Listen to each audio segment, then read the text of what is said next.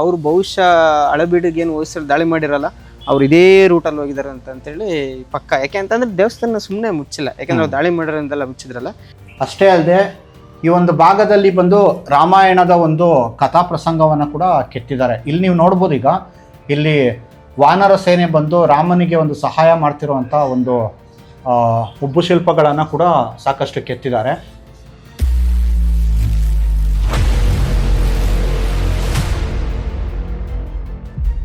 ಗೆಳೆಯರೆ, ಆಸಂದಿಯ ಒಂದು ಇತಿಹಾಸದ ಒಂದು ಸರಣಿಗಳಲ್ಲಿ ಇದು 3ನೇ ವಿಡಿಯೋ ಆಗಿರುತ್ತೆ. ಇವತ್ತಿನ ಈ ಒಂದು ವಿಡಿಯೋನಲ್ಲಿ ನಾನು ಹಿಂದೆ ಇರುವಂಥ ಗಂಗೇಶ್ವರ ಮತ್ತು ಬ್ರಹ್ಮೇಶ್ವರ ಗುಡಿಯ ಒಂದು ಇತಿಹಾಸವನ್ನು ಕೂಡ ನಾನು ನಿಮಗೆ ಹೇಳಲಿದ್ದೀನಿ. ಅದರ ಜೊತೆ ವಾಸ್ತುಶೈಲಿನಲ್ಲಿ ಕೂಡ ಏನೇನಿದೆ ಇದ್ರೊಳಗಡೆ ಅನ್ನೋದು ಕೂಡ ನಿಮಗೆ ತೋರಿಸಲಿದ್ದೇನೆ. ಮೊದಲನೇ ಬಾರಿಗೆ ನಾವೇನಾದರೂ ಇದೊಂದು ಇತಿಹಾಸ ನೋಡೋದಾದರೆ, ಬರ್ಮರಸ ಅನ್ನೋ ಒಂದು ಅರಸ ಯಾರು ಇಲ್ಲಿ ಆಡಳಿತ ಮಾಡ್ತಿರ್ತಾನೋ ಅವ್ರ ಮಗ ನರಸಿಂಹ ಅನ್ನೋನು 1180ನೇ ಇಸ್ವಿಗೆ ಬಂದು ಆಡಳಿತಕ್ಕೆ ಬರ್ತಾನೆ. ಇದ್ರ ಜೊತೆಗೆ 1191ನೇ ಇಸ್ವಿಯ ಸಂದರ್ಭದಲ್ಲಿ ನೋಡೋದಾದರೆ ಅವರ ತಂದೆ ಬರ್ಮರಸನ ಜೊತೆಗೆ ಅವ್ರ ತಾಯಿಯಾಗಿದ್ದಂಥ ಗಂಗಾ ಮಹಾದೇವಿ ಕೂಡ ಸಾವನ್ನಪ್ಪಿರ್ತಾರೆ. ಹಾಗಾಗಿ ತನ್ನ ತಂದೆ ಮತ್ತು ತಾಯಿಯರ ಒಂದು ಸವಿ ನೆನಪಿಗೋಸ್ಕರ ಬಂದು ಏನಾದರೂ ಒಂದು ಮಾಡಬೇಕಲ್ಲ ಅನ್ನೋ ಒಂದು ಸಂದರ್ಭದಲ್ಲಿ ಕಟ್ಟಿದ ದೇವಸ್ಥಾನವೇ ಇದು. ಈ ಒಂದು ದೇವಸ್ಥಾನದ ಒಂದು ವಿಶೇಷತೆ ಏನಂದರೆ, ಇದು ದ್ವಿಕೂಟ ಮಾದರಿಯ ದೇವಸ್ಥಾನ. ಏನು ದ್ವಿಕೂಟ ಮಾದರಿಯ ದೇವಸ್ಥಾನ ಅಂದರೆ, ಇಲ್ಲಿ ನಿಮಗೆ 2 ಒಂದು ಗರ್ಭಗುಡಿಗಳು ಕಂಡು ಬರುತ್ತೆ. ನೀವು ಸಾಧಾರಣವಾಗಿ ಹೊಯ್ಸಳರ ಒಂದು ಗುಡಿಗಳಲ್ಲಿ, ಅದರಲ್ಲೂ ಪ್ರಮುಖವಾಗಿ ನೀವೇನಾದರೂ ಹೊಯ್ಸಳೇಶ್ವರ ಗುಡಿಯನ್ನು ನೀವು ನೋಡಿದರೆ, ನಮ್ಮ ಹಳೇಬೀಡಿನ ಒಂದು ಹೊಯ್ಸಳೇಶ್ವರ ಗುಡಿ ಅದು ಕೂಡ ದ್ವಿಕೂಟ ಮಾದರಿಯ ಗುಡಿ ಅಂತ ಹೇಳಿದೆ. ಆ ಗುಡಿಯಲ್ಲೂ ಕೂಡ ನಿಮಗೆ 2 ಗರ್ಭಗೃಹಗಳಲ್ಲದೆ ಮುಂದೆ ಬಂದರೆ ನವರಂಗಗಳು, ಅದ್ರ ಮುಂದೆ ಬಂದರೆ ತೆರೆದ ಮಂಟಪ, ಅದರ ಮುಂದೆ ಬಂದರೆ ನಂದಿ ಮಂಟಪ ಕೂಡ ಇದೆ. ಹಾಗೂ ಆ ಗುಡಿಯಲ್ಲೂ ಕೂಡ ನಿಮಗೆ ನೋಡಿದ್ರೆ 3 ಪ್ರವೇಶ ದ್ವಾರಗಳಿದೆ. ಇದು ಕೂಡ ಅದೇ ರೀತಿಯ ಒಂದು ಗುಡಿ. ಯಾಕೆಂದರೆ ಇಲ್ಲಿ ನಿಮಗೆ ಪೂರ್ವಾಭಿಮುಖವಾಗಿ ಇಲ್ಲೊಂದು ಏನು ಎಂಟ್ರೆನ್ಸ್ ನೋಡ್ತಾ ಇದ್ದೀರಾ ಪ್ರವೇಶ ದ್ವಾರ, ಆ ಕಡೆಗಾದಂಗೆ ಮತ್ತೊಂದು ಎಂಟ್ರೆನ್ಸ್ ಇದೆ, ನೀವು ನೋಡ್ಬೋದು. ಅದೊಂದು ಪ್ರವೇಶ ದ್ವಾರ ಬಿಟ್ಟರೆ ಉತ್ತರಕ್ಕೆ ಮತ್ತು ದಕ್ಷಿಣಕ್ಕೆ ಮತ್ತೆ 2 ಪ್ರವೇಶ ದ್ವಾರಗಳು ಕೂಡ ಇದೆ. ಸೊ ಇವೆಲ್ಲವನ್ನ ನಾವು ದೇವಸ್ಥಾನದ ಹತ್ರನೇ ಹೋಗಿ ನೋಡೋಣ ಬನ್ನಿ. ಮೊದಲನೇದಾಗಿ ಇಲ್ಲಿ ಶಾಸನ ಒಂದಿದೆ, ಆ ಶಾಸನವನ್ನು ತೋರಿಸ್ತೀನಿ. ಇನ್ನು ಸ್ನೇಹಿತರೆ, ಈ ಶಾಸನ ನೋಡ್ಬೋದು. ನಾನು ಈಗಾಗಲೇ ನಿಮ್ಗೆ ಹೇಳಿದೆ, ಈ ಒಂದು ಗುಡಿಯನ್ನು ನರಸಿಂಹ ಕಟ್ಟಿದ್ದು ಅಂತ. ಅಂದರೆ ಬರ್ಮರಸ ಅಂತ ಯಾರಿದ್ನೋ ಅವ್ರ ಮಗನಾದಂಥ ಒಂದು ನರಸಿಂಹ ಅವರ ತಂದೆ ಮತ್ತು ತಾಯಿಯ ಒಂದು ಸವಿ ನೆನಪಿಗಾಗಿ ಕಟ್ಟಿಸಿದ್ದು ಗುಡಿ ಅಂತ ಹೇಳಿದೆ. ಅದನ್ನು ದಾಖಲೆ ಮಾಡಿರೋ ಶಾಸನ ಕೂಡ ಇಲ್ಲೇ ಇದೆ. ಈ ಶಾಸನದಲ್ಲಿ ಮತ್ತೊಂದು ಮಹತ್ವದ ಮಾಹಿತಿ ಏನು ಹೇಳುತ್ತೆ ಅಂದರೆ, ಈ ಒಂದು ಗುಡಿಗೆ ಬೇಕಾಗಿದ್ದಂಥ ಶಿವಲಿಂಗು ನಾವೇನು ಹೇಳ್ತೀವೋ ಅದನ್ನು ಶ್ರೀಶೈಲದಿಂದ ತರಿಸಿ ಇಲ್ಲಿ ಪ್ರತಿಷ್ಠಾಪನೆ ಮಾಡಲಾಗಿತ್ತು ಅಂತ ಕೂಡ ಈ ಶಾಸನದಲ್ಲಿ ಮಾಹಿತಿ ದೊರೆಯುತ್ತೆ. ಕರ್ನಾಟಕದಲ್ಲಿ ಇರುವಂತಹ ಒಂದು ತೀರಾ ಅಪರೂಪದ ಒಂದು ಶಾಸನ ಅಂತ ಕೂಡ ಹೇಳ್ಬೋದು. ಮತ್ತು ಈ ಶಾಸನದ ಮೇಲ್ಭಾಗದಲ್ಲಿ ನೀವು ನೋಡ್ಬೋದು, ಶಿವನ ಬಳಿಗೆ ಅವರ ತಂದೆ ತಾಯಿ ಹೋಗಿರೋದನ್ನು ಕೂಡ ದಾಖಲೆ ಮಾಡಿದ್ದಾರೆ. ನೀವಲ್ಲಿ ನೋಡ್ಬೋದು, ಶಿವನಿಗೆ ಪೂಜೆ ಮಾಡ್ತಾ ಇರೋದು ಏನು ಕೆತ್ತನೆ ಮೇಲ್ ಕಾಣಿಸ್ತಾ ಇದೆಯೋ ಅದನ್ನು ಗಂಗಾ ಮಹಾದೇವಿ ಮತ್ತು ಬರ್ಮರಸ ಅಂತ ನಾವು ಯಾರಿದ್ರೋ ಅವರನ್ನು ಕೂಡ ಇಲ್ಲಿ ಕೆತ್ತಿ ಆ ಒಂದು ಶಾಸನ ಕೂಡ ಹೊಡಿಸಿದ್ದಾರೆ. ಇನ್ನು ಈ ಶಾಸನ ಕೆತ್ತಿರೋ ಈ ಮಾಧ್ಯಮ ಏನಿದೆಯೋ ಇದನ್ನು ಬಂದು ಬಳಪದ ಕಲ್ಲು ಅಂತ ಕರೀತಾರೆ. ಅಂದರೆ ಕಲ್ಯಾಣದ ಚಾಲುಕ್ಯರ ಸಂದರ್ಭದಲ್ಲಿಂದ ಹೊಯ್ಸಳರ ಕಾಲಕ್ಕೆ ನಾವೇನಾದರೂ ಕರ್ನಾಟಕದ ಒಂದು ವಾಸ್ತುಶೈಲಿಯನ್ನು ನಾವು ನೋಡೋದಾದರೆ, ಬಹು ಮುಖ್ಯವಾಗಿ ಇವರು ಬಳಸಿದ ಮಾಧ್ಯಮ ಬಂದು ಬಳಪದ ಕಲ್ಲು. ಈ ಮಾಧ್ಯಮದಲ್ಲಿ ಏನಾದರೂ ಶಾಸನಗಳನ್ನ ಕೆತ್ತಿಸೋದಾದ್ರೆ ತುಂಬ ದುಂಡಾಗಿ ಬರ್ತಾಯಿತ್ತು.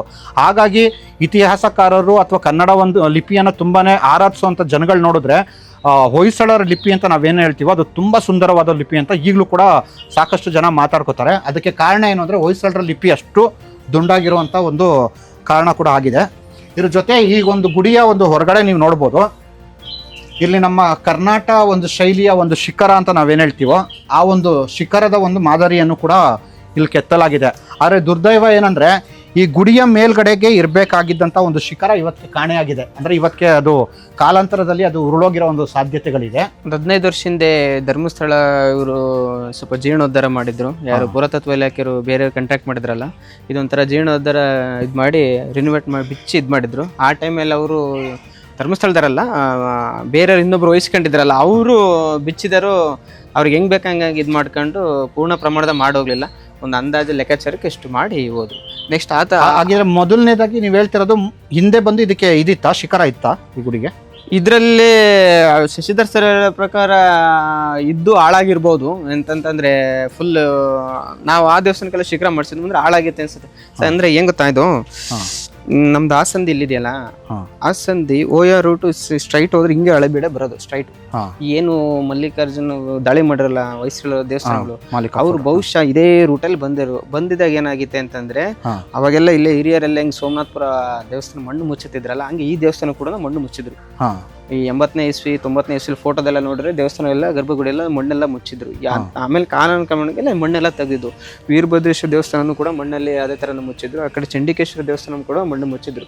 ಏನು ಆ ಟೈಮಲ್ಲಿ ವರ್ಷಷ್ಟು ಮತ್ತೆ ಸ್ಥಳೀಯರೆಲ್ಲ ತೆಗೆದು ಎಲ್ಲ ಮಣ್ಣು ಇದು ಮಾಡಿ ಕೆಲವು ಹಾಳಾಗಿದ್ದ ಗೌರ್ಮೆಂಟ್ ಕಡೆಯಿಂದ ರಿನ್ಯೂಟ್ ಆಗಿ ಇದು ಮಾಡಿದ್ದು. ಅಷ್ಟು ಹಂಗೆ ಚೆನ್ನಾಗಿತ್ತು.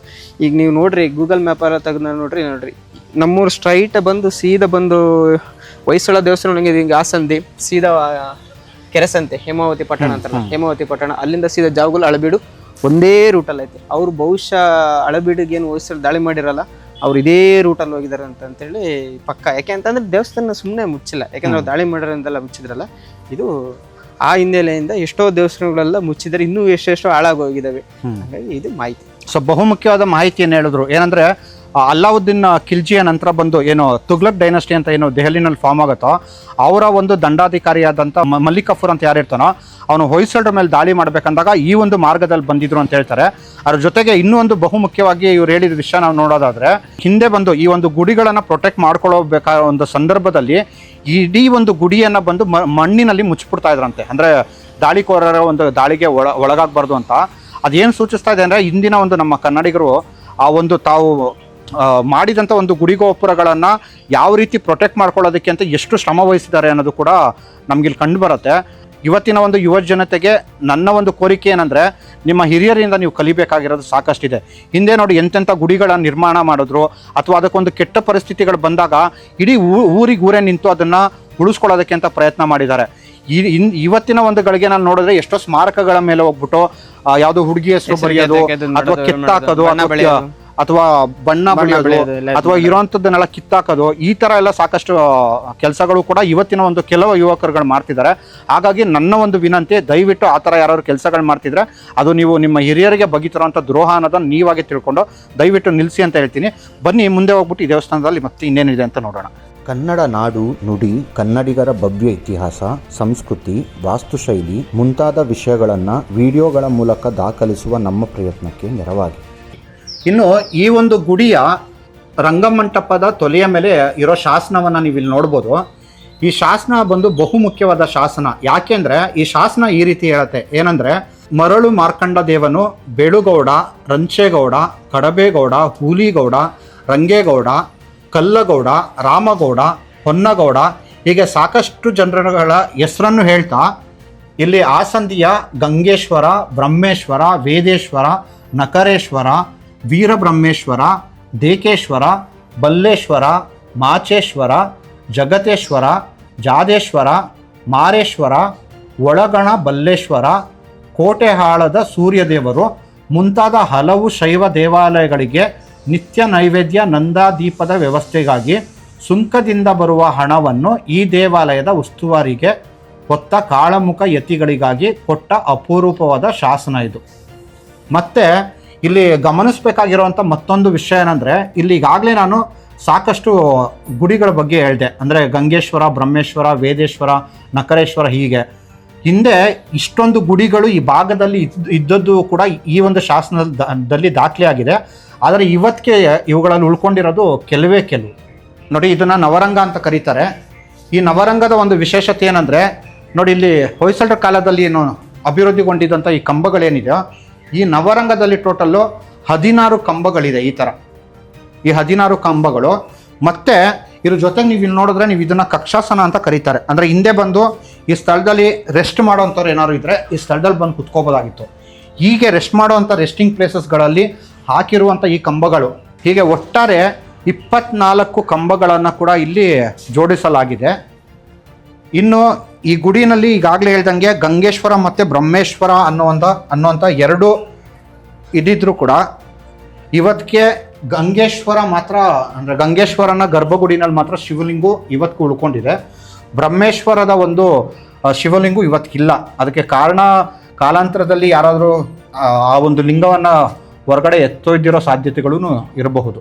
ಮತ್ತು ಈ ಒಂದು ಸ್ಥಳದಲ್ಲಿ ಈಗಲೂ ಕೂಡ ಪೂಜೆ ಕೂಡ ಆಗತ್ತೆ ಅಂತ ನಮ್ಮ ಗೆಳೆಯರಾದ ಮಧುಸೂದನ್ ಅವರು ಕೂಡ ಹೇಳಿದ್ರು. ಇಲ್ಲಿ ನವರಂಗದ ಮೇಲಿರುವಂತಹ ಒಂದು ಭುವನೇಶ್ವರಿಯನ್ನು ನೋಡೋದಾದರೆ ಇದು ತುಂಬ ಒಂದು ವಿಶಿಷ್ಟವಾದ ಭುವನೇಶ್ವರಿ. ಇದಕ್ಕೆ ಕಾರಣ ಏನಂದರೆ, ನೀವು ಅಷ್ಟದಿಕ್ಪಾಲಕರನ್ನು ನೋಡಿರ್ತೀರಿ. ವೈದಿಕ ಧರ್ಮದಲ್ಲಿ ನಾವು ನೋಡೋದಾದರೆ ಅಷ್ಟದಿಕ್ಪಾಲಕರನ್ನು ನೋಡಿರ್ತೀವಿ. ಈ ಒಂದು ಭುವನೇಶ್ವರಿಯಲ್ಲಿ ಅಷ್ಟದಿಕ್ಪಾಲಕರ ಒಂದು ರಚನೆ ಇರೋ ಜೊತೆಗೆ ಬಂದು ಇಲ್ಲಿ ನೀವು ನೋಡಿದ್ರೆ ನೀವು ನಟರಾಜನ ಒಂದು ಉಬ್ಬು ಶಿಲ್ಪವನ್ನು ಕೂಡ ಕೆತ್ತಿದ್ದಾರೆ. ಅಷ್ಟೇ ಅಲ್ಲದೆ ಈ ಒಂದು ಭಾಗದಲ್ಲಿ ಬಂದು ರಾಮಾಯಣದ ಒಂದು ಕಥಾ ಪ್ರಸಂಗವನ್ನು ಕೂಡ ಕೆತ್ತಿದ್ದಾರೆ. ಇಲ್ಲಿ ನೀವು ನೋಡ್ಬೋದು, ಈಗ ಇಲ್ಲಿ ವಾನರ ಸೇನೆ ಬಂದು ರಾಮನಿಗೆ ಒಂದು ಸಹಾಯ ಮಾಡ್ತಿರುವಂಥ ಒಂದು ಉಬ್ಬು ಶಿಲ್ಪಗಳನ್ನು ಕೂಡ ಸಾಕಷ್ಟು ಕೆತ್ತಿದ್ದಾರೆ. ಸೊ ಇದೆಲ್ಲ ರಾಮಾಯಣದ ಒಂದು ಉಬ್ಬು ಶಿಲ್ಪಗಳಾದರೆ, ಹಾಗೂ ಸಾಕಷ್ಟು ಪೌರಾಣಿಕ ಒಂದು ಕಥಾನಕಗಳನ್ನು ಕೆತ್ತೋರ ಜೊತೆಗೆ ಇಲ್ಲಿ ನಿಮಗೆ ವಾದ್ಯವೃಂದ ಮತ್ತು ನಾಟ್ಯಗಳನ್ನು ಮಾಡ್ತಿರೋವಂಥ ವಿವಿಧ ಭಂಗಿಗಳು ಇವುಗಳ ಕೂಡ ರಚನೆ ಕೂಡ ಇದೆ. ಸೊ ಇದು ನೋಡಿಕೊಂಡು ನಾವು ಮುಂದೆ ಬಂದರೆ ಈ ಒಂದು ಕಂಬದ ಒಂದು ಸಾಲುಗಳನ್ನು ನೋಡ್ಬೋದು. ತುಂಬ ಒಂದು ಅಪೂರ್ವವಾದ ಗುಡಿ. ಸ್ನೇಹಿತರೆ, ಈ ಒಂದು ಭುವನೇಶ್ವರಿಯನ್ನು ನೀವು ನೋಡೋದಾದರೆ ನೀವು ಈ ಜಾಗ ನೋಡ್ಬೋದು, ಇದನ್ನು ಅಷ್ಟದಿಕ್ಪಾಲಕರು ಅಂತ ಹೇಳ್ತಾರೆ. ಸೊ ಈ ಒಂದು ಗುಡಿನಲ್ಲಿ ಒಟ್ಟಾರೆ ಬಂದು 8 ಅಷ್ಟದಿಕ್ಪಾಲಕರ ಒಂದು ಉಬ್ಬು ಶಿಲ್ಪದ ಜೊತೆಗೆ ನೀವು ಈ ಭಾಗದಲ್ಲಿ ನೋಡಿದ್ರೆ ನೀವು ಇಲ್ಲಿ ನಿಮಗೆ ಸಮುದ್ರ ಮಂಥನ ಮಾಡ್ತಿರುವಂತಹ ಒಂದು ಉಬ್ಬು ಶಿಲ್ಪ ಕೂಡ ನಿಮ್ಗೆ ಕಂಡು ಬರುತ್ತೆ. ಸೊ ಇದ್ರ ಆಚೆಗೆ ನೀವೇನಾದರೂ ಈ ಗುಡಿಯ ಮೇಲ್ಛಾವಣಿಯನ್ನು ನೋಡಿದ್ರೆ ನಟರಾಜನ ಒಂದು ಉಬ್ಬು ಶಿಲ್ಪ ಕೂಡ ಇದೆ. ಸೊ ತುಂಬ ಒಂದು ಸೂಕ್ಷ್ಮವಾಗಿ ಕೆತ್ತಿರುವಂಥ ಒಂದು ಉಬ್ಬು ಶಿಲ್ಪ. ಇದ್ರ ಆಚೆಗೆ ನೀವು ಇಲ್ಲಿ ನೋಡ್ಬೋದು, ಇದನ್ನು ಕೀರ್ತಿಮುಖ ಅಂತಲೇ ಕರೀತಾರೆ. ಈ ಕೀರ್ತಿಮುಖವನ್ನು ನೀವು ಸಾಕಷ್ಟು ಗುಡಿಗಳಲ್ಲಿ ನೋಡ್ಬೋದು. ಇದ್ರ ಜೊತೆಗೆ ಈ ಒಂದು ಬ್ರಹ್ಮೇಶ್ವರ ಗುಡಿ, ನಾನು ಈಗಾಗಲೇ ಹೇಳ್ದಂಗೆ ಈ ಬ್ರಹ್ಮೇಶ್ವರ ಗುಡಿನಲ್ಲಿ ಇವತ್ತಿಗೆ ಗರ್ಭಗುಡಿನಲ್ಲಿ ಯಾವುದೇ ಒಂದು ಲಿಂಗು ಕೂಡ ಇಲ್ಲ. ಹಿಂದೆ ಇದ್ರ ಮೇಲಾದಂಥ ಒಂದು ದಾಳಿಕೋರರ ಒಂದು ಕಾರಣದಿಂದನೂ ಇರಬಹುದು ಅಥವಾ ಬೇರೆ ಕಾರಣದಿಂದನೂ ಇರಬಹುದು, ಇವತ್ತಿಗೆ ಯಾವುದೇ ಒಂದು ಇದು ಕಂಡು ಬರೋದಿಲ್ಲ. ಇನ್ನು ಈ ಗುಡಿಯ ಒಂದು ಹೊರಭಾಗದ ರಚನೆಯನ್ನು ಕೂಡ ಒಮ್ಮೆ ನೋಡ್ಕೊಂಬರೋಣ. ಮತ್ತು ಈ ಒಂದು ದೇಗುಲದ ಒಂದು ಮುಂಭಾಗ ನೋಡ್ಬೋದು, ಇಲ್ಲಿ ಕೂಡ ಒಂದು ವೀರ್ಗಲ್ಲಿದೆ. ಸೊ ಈ ಒಂದು ವೀರ್ಗಲ್ನ ನೀವು ನೋಡ್ಬೋದು, ತುಂಬ ಅಪರೂಪವಾದ ಒಂದು ವೀರ್ಗಲ್ಲು. ಇದ್ರ ಜೊತೆ ಈ ಒಂದು ಗುಡಿಯನ್ನು ಒಂದ್ಸಲಿ ಸುತ್ತಾಕೊಂಬರೋಣ ಬನ್ನಿ.